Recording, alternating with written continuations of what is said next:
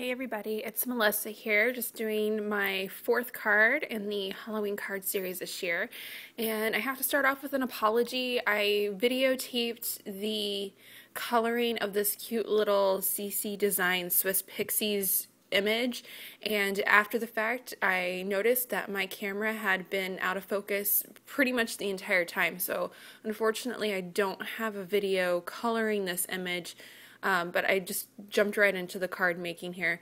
It is the Swiss Pixies Halloween Brigitte, and I'm using the All Hallows Eve paper pack from Cartabella, and also some ebony black cardstock just as a mat. And I took a solid pattern and attached that to a piece of the black cardstock, and I just loved the little spider that's hanging off of this image's hat. And inside this paper pack there's a spider pattern as well as a spider web pattern. So I grabbed those two pattern papers and then cut out pennants about an inch in width and then different heights, and then just use a pair of scissors to create the little flag at the end of the pennant, and then attached those to the front of the card with my ATG gun. And I wanted to leave a little bit of extra space in the bottom left-hand corner because that is where I wanted to put my sentiment. So I made the ones on the left a little bit shorter than normal, and then took another piece of pattern paper from that same paper pack and just created kind of a banner. I wanted to be kind of simple with the embellishments on this card. I know a lot of people mail these cards out, and if you have the big heavy bows, it can sometimes be extra postage, or it just doesn't go through the mail and still have that nice fluffy bow on it. So I took my CC Cutters spider border die that I picked up from all that scraps and cut that out using some ebony black cardstock, and now I'm just going to adhere that to the card top with a little bit of Tombow Monet Multi Glue. And these spiders are really small and really delicate, so you don't need a lot of glue. You notice I just kind of dabbed it on a little bit on the body of the spiders and just lightly pressed that in onto the card there.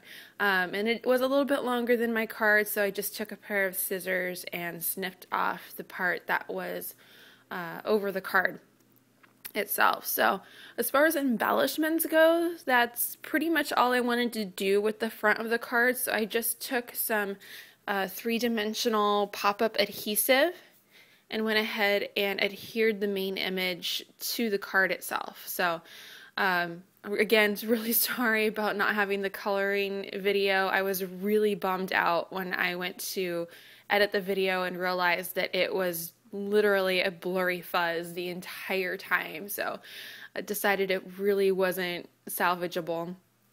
But went ahead and attached that to the card front, and then pulled out my Amy R. Ghostly Greetings stamp set and some Onyx Black VersaFine ink, and inked that up and then stamped that in the corner there where I had kind of saved some room. I normally would use a different piece of cardstock, but with the light pattern it worked out perfectly not having to use that extra piece. So that is pretty much it for the front of the card. So I just adhered that to the card base itself using the ATG gun, and I'm using a craft cardstock to kind of keep with the not so bright browns and tans of this paper pack, so it just looked really good.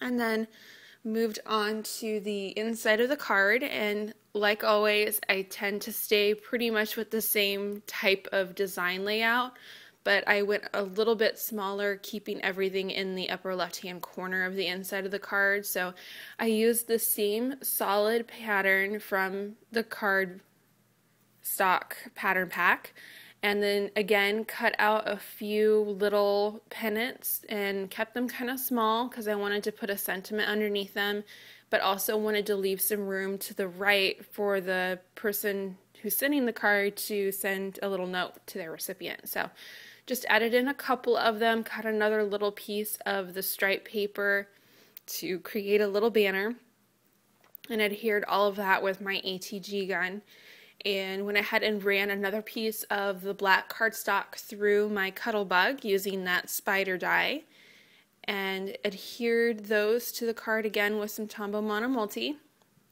I ended up only using about 4 of them, so I just kind of snip off the ones that I don't need. And of course went right back to my Amy R stamps for my sentiment and just stamped a quick Happy Halloween for the inside of the card. And that was pretty much it. Just adhered it to the inside of the card and we're done. So I hope you enjoyed it.